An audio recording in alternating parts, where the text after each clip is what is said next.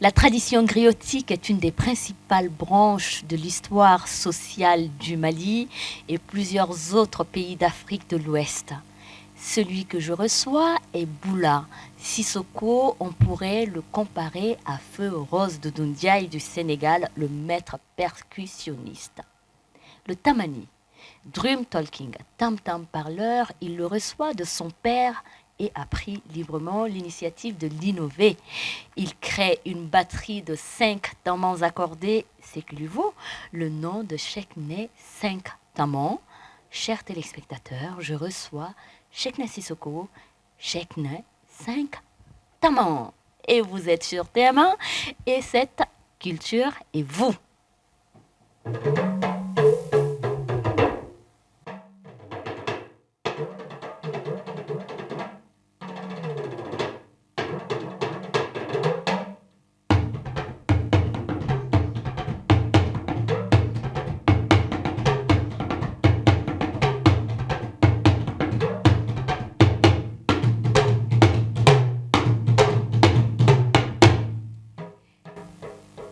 Merci beaucoup, Chekne Sissoko. Je vous prie de bien vouloir me rejoindre dans votre siège pour cette émission.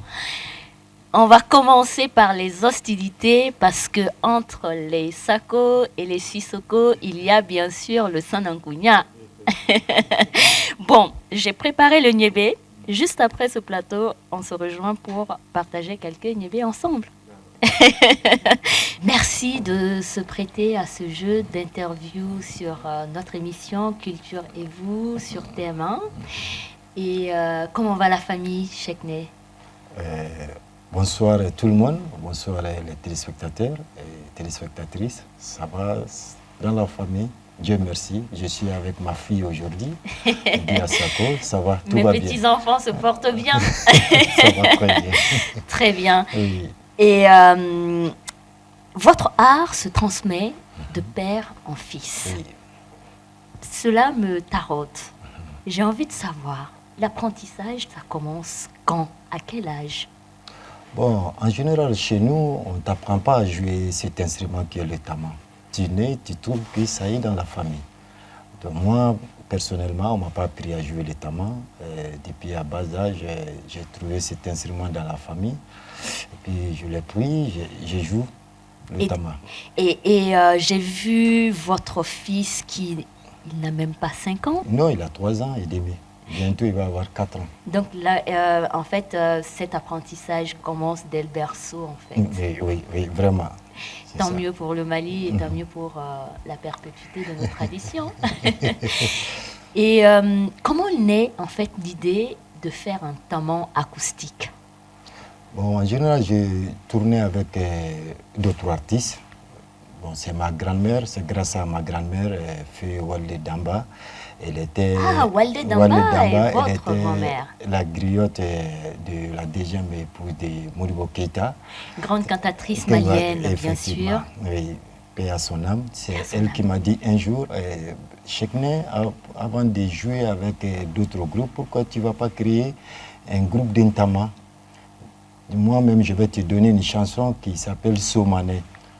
Bon, c'est comme ça que c'est commencé. Elle m'a donné une chanson, Somane. J'ai fait le premier album dont le titre est Somane. Et qui est en sarakolé. Oui, en sarakolé. Une des langues principales du Mali. Effectivement. Et on aura le temps de découvrir justement cette belle chanson Maraka qui s'appelle Somane. Rose de Doundiaï du Sénégal, forcément, ça vous parle? Oui.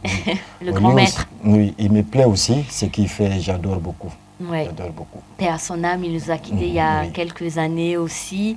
Mais on ne peut pas évidemment parler de batterie, de percussion sans rendre hommage à ce grand monstre de la musique africaine. Tout à fait. Et justement, Rose de Doundiaï, on va dire que vous avez pratiquement les mêmes trajectoires. Parce qu'il donne des cours, il a donné des cours jusqu'au Japon. Il a donné des cours de percussion, de balak. Parce que lui, c'est un joueur de balak. Jusqu'au Japon, il a joué sur tous les continents. Et vous êtes dans la même trajectoire. Vous donnez des cours en Europe. Oui, oui. Et oui. dans quelques écoles européennes, justement, pour apprendre à des jeunes Européens Oui, oui. le tamani et à jouer au tamani. Oui. On en parle un peu de cette expérience? Parce que cet instrument que je vous parle aujourd'hui, qui est le tama, c'est un instrument qui date il y a très longtemps chez nous. C'était un communicateur. On va même dire que c'est le premier téléphone cellulaire. Merci beaucoup, merci beaucoup. Parce que dans beaucoup de villages, c'est quand on entend le tama retentir. Oui. Ah, il y a un message. Il y a un message qui doit se passer. Donc c'est le griot qui prend son instrument, il passe le message du roi, de porte à porte, du village au village.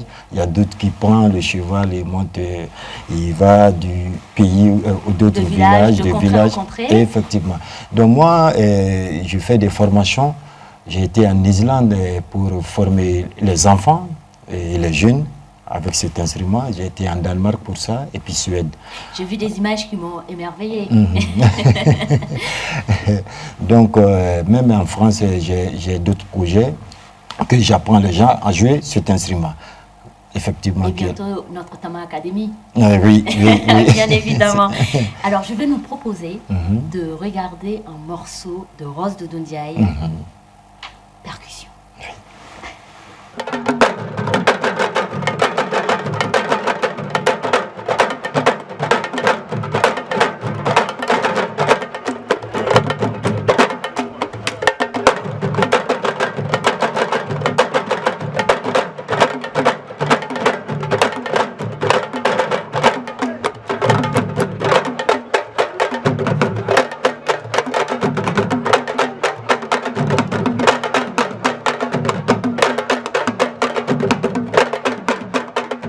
Nous venons de voir un extrait d'un morceau de Rose de Dondiaï du Sénégal.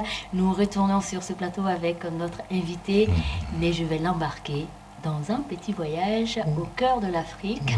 Dans cette émission, nous invitons nos téléspectateurs à voyager à travers l'Afrique et nous avons choisi un pays aujourd'hui et c'est la rubrique Destination culturelle.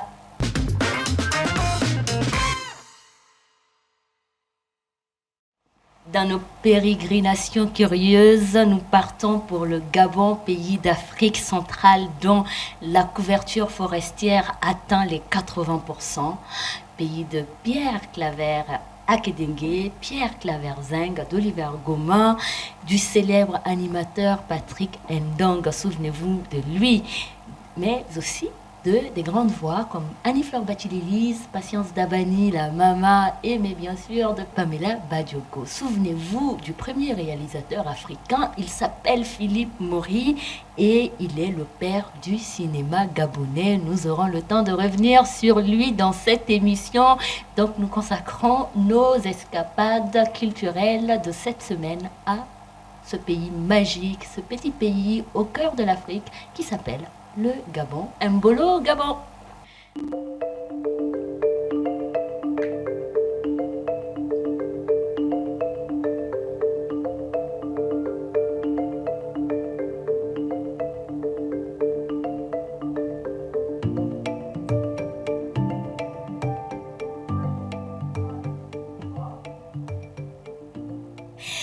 Des images somptueuses à donner le souffle coupé. Le Gabon est considéré comme le deuxième pays malien, dit-on, de ce petit pays, qu'il y a plus de Maliens que de Gabonais, parce que de Gabonais, il n'y en a pas beaucoup, ils sont 1 million et quelques d'habitants, et c'est un pays magique. Que pensez-vous de ce pays qui nous est pas trop connu, mais connu aussi parce qu'on a beaucoup de Tunkaranké par là-bas? Ok, Gabon, j'ai été là-bas en 99. Je suis parti représenter le Mali dans l'Air Foire avec Chambre de commerce. Et puis en 2014-2015, j'ai été au Gabon avec ma femme aussi. Vraiment, j'ai beaucoup aimé Libreville, dont tu trouves beaucoup de Maliens, surtout les Sarakolés qui font des commerces. Et qui prospèrent. Ouais, oui, vraiment, vraiment. J'adore ce que les Maliens font à Libreville. un big up à Monsieur Silla et Monsieur Khan, des Maliens qui ont fait fortune au Gabon. Et j'aimerais juste ajouter que, et là, comme on parle de Libreville, bien sûr, on va parler de Libreville et aux alentours. Vous pourrez jouer le dimanche sur le littoral librevillois, prendre un café, le pied dans l'eau à la Pointe-Denis et plonger à Capestérias ou regarder des éléphants prendre un bain de boue à Gnogné. Bon, ben voilà, on adore ce pays. Moi, j'y ai vécu quelques années et c'est un pays extraordinaire. Effectivement. Pas très accessible, mais à visiter, à visiter. Nous revenons dans cette émission et quand on a la charge de transmettre, parce que une fois que les parents nous ont transmis leur art et qu'on est en devoir de le faire, on prend cela avec quelle responsabilité? Bon, en général, surtout, je parle de chez nous, surtout le tama que moi je joue actuellement, les jours donc que mon père a su que je commence à aimer cet instrument, il m'a donné des conseils. Il y a des choses que je ne dois pas faire, il y a des choses que je dois éviter, je dois respecter pour que je puisse aller plus loin. Donc c'est à travers ça que je ne m'amuse pas avec cet instrument. Moi-même, mon instrument dont je joue, il n'y a pas personne d'autre qui joue si ce n'est pas moi seulement.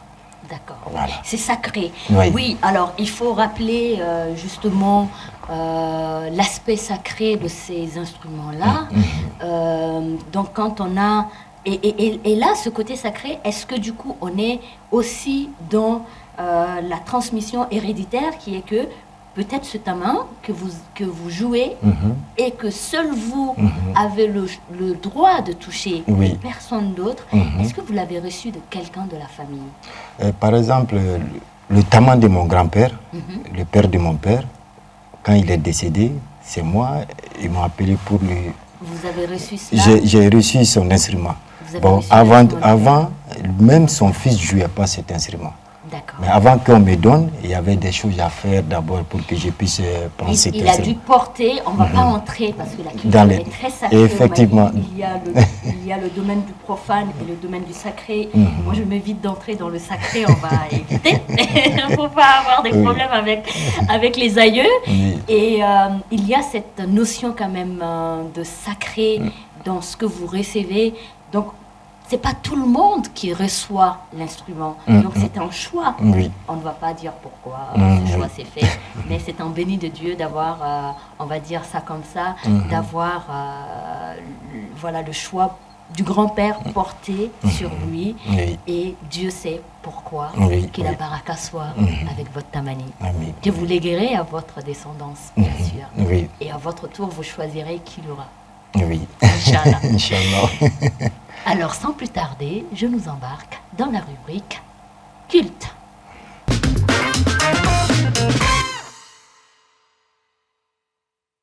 Dans ce numéro, nous rendons hommage à Philippe Maury, père du cinéma gabonais, l'un des pionniers des cinémas d'Afrique noire. Scénariste et réalisateur, d'abord comédien de théâtre, Philippe Maury joue son premier grand rôle au cinéma dans le film On n'enterre pas le dimanche de Michel Drache, prix Louis Deluc en 1959. En 1962, il écrit le scénario de La Cage réalisé par Robert Darren. Philippe Maury joue dans le film Le Grand Blanc de Lambaréné du Camerounais Bassek Bakobio, un film hommage au docteur Schweitzer. Une de ses dernières apparitions cinématographiques se fait en 2010 dans le film Le Collier de Makoko d'Henri Joseph. Il est à l'origine de la création du CNACI, le Centre national du cinéma gabonais. Il est chantre et père du cinéma gabonais. Un petit morceau justement de La Cage. Monsieur Espal, si je suis venu, c'est que j'ai besoin de vous. Personne n'est venu à la vaccination. Vous êtes le seul qui puisse m'aider. Pourquoi voudrais-tu que je t'aide? Parce que vous aimez ce pays. Et parce que vous savez aussi bien que moi la déplorable condition dans laquelle il vit.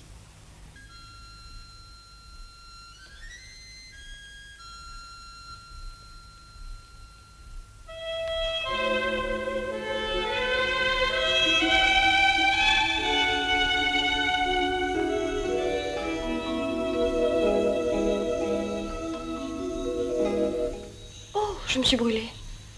Nous revenons sur ce plateau avec notre invité de la semaine, Cheikhna Sissoko Cheikhna, 5 ans. Et vous êtes une bête de scène. Moi, je vous ai déjà vu jouer sur la scène de l'Institut français et aussi à Blomba et aussi sur la scène de votre festival. Et vous êtes entouré de monde. Votre lead vocal s'appelle Ya Kouyaté, qui vient aussi de cette tradition griotique de Ségou, d'une grande famille Kouyaté de Ségou. Elle est aussi la petite fille d'une des grandes cantatrices du Mali, la sœur de Sadio Kouyaté. Nous aurons l'occasion de recevoir bien sûr Madame Sissoko Ya Kouyaté dans cette émission. Et le travail d'orchestration, quand on regarde votre travail d'orchestration, on voit un maestria qui est que votre orchestre est composé de plusieurs instruments. L'instrument leader reste notre batterie de tamani, mais il y a le ngoni, il y a d'autres instruments. Et comment vous êtes arrivé à construire justement ce travail d'orchestration? Vous savez, dans le temps passé, c'était comme ça au Mali, que nos instruments traditionnels. On a beaucoup oublié beaucoup de choses, on a laissé beaucoup de choses. Moi, mon projet même, c'est pour nous faire venir un peu en arrière, de montrer au monde entier qu'avec cet instrument traditionnel, on peut faire tout. J'ai sélectionné le ngoni, balafon, calébas et plus yabara. Yabara, instrument yabara dont je vous parle même quand tu dis ça à beaucoup de gens, nos jeunes ne connaissent pas yabara. Je vous assure que je ne saurais pas identifier le yabara. Voilà. Bon, yabara, c'était avec nos vieilles mères, nos grand-mères. Il y a même il y a des cérémonies que de yabara seulement. Le yabara, bon, je vais essayer de me jeter à l'eau, peut-être que je vais me planter. Oui. Le yabara, c'est ce petit instrument qui est dans un filet, qui est entouré de kori, je crois. Kori, oui. Avec, il y a petit, il y a grand, il y a moyen. La calebasse en louche, là. On tire comme ça, tire. tcha, ça donne des sons, tcha. Je mérite 20 sur 20. Voilà. Bon, il y a calébas aussi, qui donne des sons de beats. C'est ça. Donc j'ai même, la calebasse. Il y a plusieurs, justement, parlons de la calebasse, il y a quelque chose de magique aussi dans la calebasse. Quand on pose la calebasse sur l'eau, on a une sonorité de percussion différente. Différente de l'autre. De sel rembourré, renversé sur des pagnes, oui, effectivement. C'est différent. Bon, en général, avec les calebasses qui sont dans l'eau, c'est avant, s'il y avait le mariage, demain, la nuit, nos sœurs, nos grand-mères, les femmes, ils appellent un joueur d'intama, ils viennent les accompagner avec leurs calebasses qui sont dans l'eau. Ils passent toute la nuit en train de faire la fête avant le jour du mariage. Oui, mais on a laissé tout ça. Oui. Vous voyez, on a laissé tout ça. Et comment reconstituer tout ça? Parce qu'on a une modernité galopante. Donc c'est un petit peu compliqué quand même aujourd'hui de vivre en ville et de pouvoir créer à nouveau ces espaces-là. Bon, de toute façon, moi, je suis en train de le faire. Les gens commencent à comprendre. Il y a beaucoup de gens qui sont là à s'intéresser. Parce que même si avant, le Mali a été connu même par sa culture. Sa culture, on est bien surtout Seko Anidonko. Seko Anidonko, c'est notre or. Voilà, vous voyez. Bon, actuellement, il faut pas qu'on laisse par exemple, Seko Anidonko que je vous parle, il y a... Quand tu sors aujourd'hui au Mali, tu vas entendre parler des rappeurs. Je m'excuse, mais c'est pas... C'est une autre... Voilà, le rap, c'est pas pareil. Voilà, le rap, c'est pas pour nous. Oui, c'est pas pour nous, mais en même temps, il y a une appropriation qui s'est perdue avec le temps. On le concède avec l'histoire du rap au Mali. Quand les premiers ont commencé, ils ont fait un retour justement dans nos sonorités anciennes. Ils ont fait un mix. Je pense au Tata Pond, je pense au groupe de King Massassi qui était sur notre plateau il y a quelque temps. Mais qui s'est perdu, mais qui revient. Il n'y a pas très longtemps, je regardais un clip d'un jeune rappeur qui faisait du fil-à-folie, quoi. Oui. C'est super. Voilà, c'est des choses... Même moi-même, je suis en train de faire un morceau de cadeau folie, mais en rap. Je vais appeler les jeunes rappeurs, ils vont venir chanter sur ça. Faire du flow. Voilà, démontrer aux rappeurs sur du même. Cadofolie. Ouais, sur du En Tamani. En Tamani. Alors, je précise pour nos téléspectateurs Nomba Marathon que le Cadofolie, c'est la musique des Dogono. Oui, Dogono, c'est voilà, ça. C'est ça. Qui est très pentatonique aussi. Oui, Il faut beaucoup de percussions et une tonicité pour... voilà. Même j'ai fait un projet en 2016 avec les 3 jeunes rappeurs. On est parti au festival Iroquois. Nos instruments traditionnels qui accompagnent les jeunes rappeurs. Vous voyez, c'est des trucs qui est génial. Oui. Ouais, bon, je suis en train d'apprendre plein de rappeurs de venir en live au lieu de faire du playback. Mais le message aussi, ça peut être aussi quelque part de sensibiliser peut-être nos jeunes qui arrivent dans la musique du côté de la modernité, de se baser justement sur ce que vous faites, de venir vous chercher. C'est de l'enrichissement. Quand l'industrie culturelle aujourd'hui la plus florissante et qu'on ne peut pas combattre aujourd'hui, c'est l'industrie de la musique nigériane. Et quand on regarde, on est sur des sonorités anciennes Yoruba. Ils ont fait renaître en fait de la musique Yoruba dans leur musique. Ils ont fait renaître aussi du high life qui déjà se basait sur les musiques Yoruba et les musiques traditionnelles nigérianes et bien sûr de l'afrobeat. Donc voilà, chers jeunes rappeurs du Mali, prenez contact avec vos grands frères et venez les chercher. Enrichissez votre musique avec ça. La transition, je trouve que la transition est toute trouvée pour la prochaine rubrique, qui est la bande-son de la semaine. Nous restons au Gabon. La bande-son de la semaine ne peut être que de la grande Patience Dabani, la Mama, et on va écouter, regarder, le jazzé. Vous avez connu le dombolo, nous avons connu le mapuka, on a connu aussi le coupé décalé. Du côté du Gabon, là, en 2010, Patience Dabani se dit, moi aussi je vais montrer au reste de l'Afrique que nous aussi on a nos pas de danse. Et c'est le jazzé.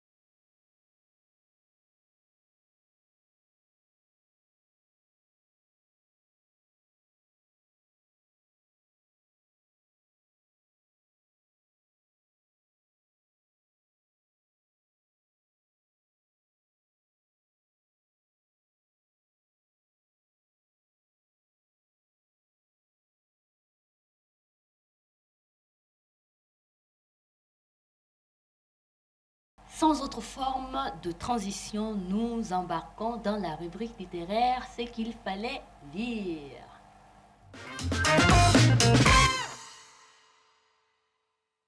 Alors, celui qu'il faut lire du côté du Gabon, ils sont plusieurs, hein, c'est Jean Divassa Magna. Il est professeur de littérature à l'université de Libreville et éminent romancier africain, et nous embarquons pour sa trilogie intitulée La Calebasse, et nous vous proposons La vocation de dignité qui est notre coup de cœur. Ce roman est le deuxième volet de la trilogie intitulée La Calebasse. Dignité est une petite fille née dans un village au sud du Gabon. Elle grandit sous l'œil attentif d'Oncle Ma. Premier roman de l'auteur, Oncle Ma initie sa nièce avec la même ferveur au christianisme et à la pensée magique, donc africaine. Dans ce village où il pleut des grenouilles, La vocation de dignité est le deuxième roman de la trilogie qui se clôt avec La Calebasse de l'héritage. C'est ce qu'il fallait lire, et nous étions au Gabon avec Jean Divassa Maya. Nous revenons sur ce plateau à nouveau avec l'immense Cheikhne Sissoko, Cheikhne 5 Taman. Invitation tout de suite et maintenant à suivre ce clip qui va tous nous mettre d'accord et qui s'appelle Ankabin avec comme lead vocal la magique et talentueuse Ya Kouyaté.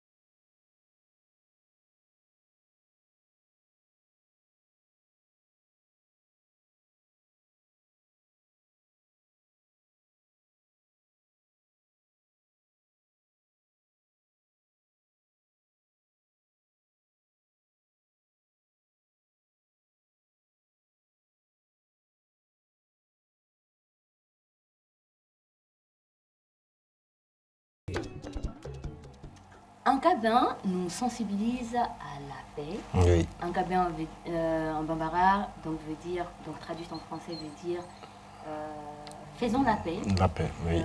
Ou cultivons la paix. Et c'est aussi cela le rôle intrinsèque de l'artiste, du musicien, que de cultiver dans la vie de tous les jours le bain, la paix. Ankabin, c'est très important au Mali, on a besoin de ça. Avec la crise politique qui vient de se passer et puis ce qui se passe au nord, je me profite même à dire paix nos armées qui sont tombées au nord, donc on va les souhaiter condoléances à leur famille, quoi. Donc le Mali a besoin de ça. Il faut qu'on se donne la main pour reconstruire ces pays, parce qu'il y a trop de problèmes, il y a trop de choses. J'aimerais que aussi on pense à notre culture, parce qu'un pays sans sa culture, ça ne peut pas se développer. En général, tous les pays dont j'ai visité, ils s'intéressent très bien à leur culture. C'était comme ça dans le temps de Modibo Keïta et puis un peu aussi dans le temps de Moussa Traoré. Mais depuis, avec la démocratie, bon, la culture a été... Ils ont laissé la culture malienne. On va faire un petit plaidoyer sur ce plateau. Vous allez être choqués, le budget de fonctionnement, le budget de fonctionnement de la culture, c'est 0,28% du PIB national. Ce n'est rien. On est sur une centaine de millions de francs CFA, voilà. Et on ne peut pas, la culture ne peut pas prospérer sur ce budget-là. Ah, mais moi, la nuit du taman que moi je fais chaque année, je n'ai jamais été financé par le ministère de la Culture. Oula! Ah, vous voyez ça? Bon, ça c'est un petit peu ballot, comme on dit. Quand j'ai été au Nigeria, j'ai été choisi par monsieur, je me profite de lui saluer, le président du festival sur le Niger, monsieur Dafé. Il m'a envoyé... Grand mastodonte de la culture malienne. Oui, il m'a envoyé au festival African Drum au Nigeria. Je suis venu avec des trophées au nom du Mali. Façon... Et vous êtes multi-trophées, hein. Il y a beaucoup de trophées à la maison. Ah, oui, oui. Bon, façon dont j'ai vu qu'ils s'intéressent à leur culture, à leur Sekoni Donko, il faut que le Mali revoie comme on était dans les temps passés. Parce qu'en 88-86, moi j'ai participé dans les biennales, 86-88 jusqu'en 90, temps de Moussa. C'était très bien. Maintenant... Et à cette époque, la jeunesse ne s'ennuyait pas. Ah oui, pas du tout, pas du tout. Pas du tout. Il y avait interquartier partout, il y avait des concerts partout, c'était bien. Mais actuellement, la culture... Pouf. On aura entendu, pour faire la paix, il faut s'intéresser à la culture, occuper la jeunesse par la culture. C'est le cocktail magique. N'est-ce pas? Oui. On va donc continuer cette émission, le chiffre de la semaine.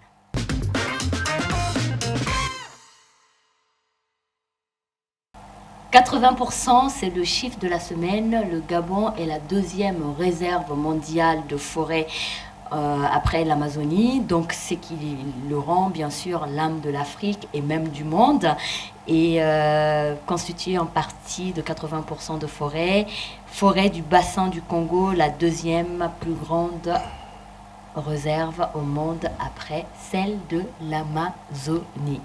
C'était le chiffre de la semaine.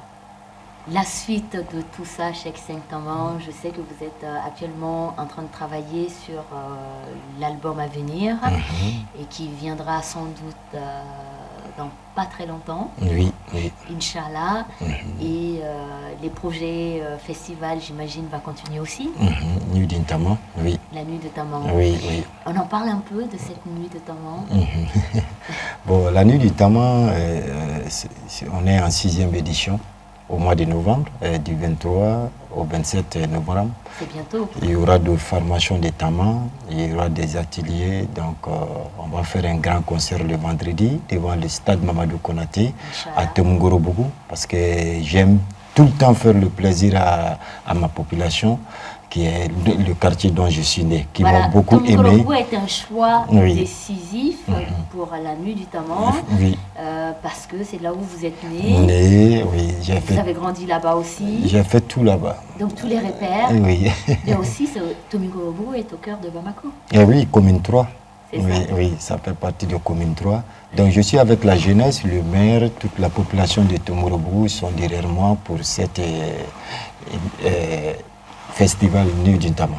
Le festival, donc nous prenons date pour le festival Nuit de Taman en novembre prochain. Oui. Nous y serons bien sûr parce qu'on a envie d'écouter encore et encore de la percussion en tamani. Avant de se quitter, on a parlé en amont de cette émission de Somané. Oui. Somané veut dire quoi? Ça a un sens dans la culture soninké. Oui, Somané, c'est un Sarakoulé, le premier fils de ta maman et de ton père. C'est ça. Voilà, on dit Somané. Voilà, merci beaucoup. Et c'est le Somané. Oui. Et donc Chekne est un Somané. Évidemment, donc nos téléspectateurs ont appris ça. Et aussi dans ces nominations en famille, il y a le Somané. Le Tamba, c'est aussi chez vous, chez les Soninké. Il y a le Tamba, il y a Demba. Oui, il y a tout ça. C'est le troisième, le Tamba, c'est le deuxième garçon. Effectivement. Demba, c'est le troisième garçon. Bon, après, voilà, on se débrouille, quoi. Bon, on sait que pour les filles, c'est les Sira. Oui, Sira, Kumba et Ndati. Moi-même, je suis Sira. Oui, il y a les Kumba, les Ndati, etc. à la maison. Et on va, sans plus tarder, regarder le clip Somané. Toujours un lead vocal avec notre grande et ravissante femme, Ya Kouyaté.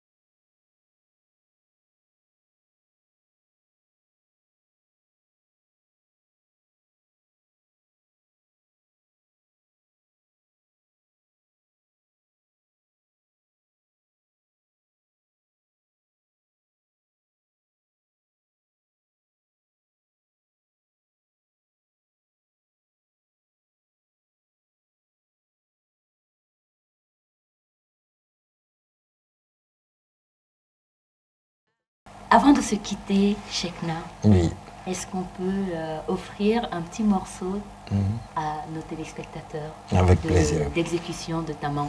Ok. De batterie de Taman. Taman acoustique.